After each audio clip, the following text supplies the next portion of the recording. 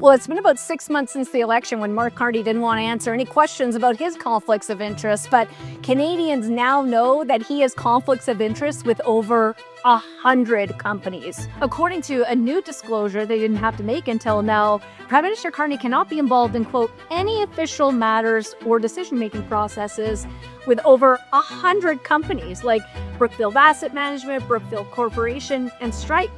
This so-called ethics screen is supposed to keep the Prime Minister from making decisions that benefit his former companies. But you know what, Canadians?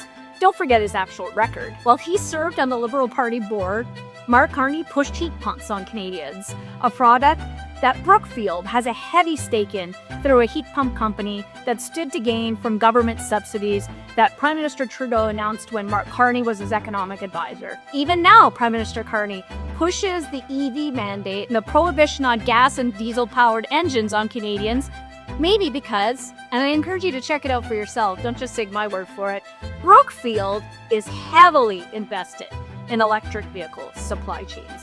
In fact, Prime Minister Carney's flagship bill, Bill C-5, originally tried to exempt him and his cabinet ministers from 15 critical federal laws, like, imagine this, the Conflict of Interest Act, the Lobbying Act, and the Criminal Code. I wonder why. But conservatives fixed that obvious problem. Because a law that tries to exempt politicians from the Conflict of Interest Act, the Lobbying Act, and the Criminal Code, I mean, what could possibly go wrong, right? Now, just weeks ago, in committee on C-5, I presented an amendment at almost midnight in the Transportation Committee to make sure that the Conflict of Interest Act would be applied in Bill C-5 to prevent insider corruption and political decision-making. My amendment did pass, even though the Liberals voted against it. Canadians deserve transparency and accountability, not backroom deals and conflicts of interest from a Liberal Prime Minister tied to more than 100 companies at the very highest levels.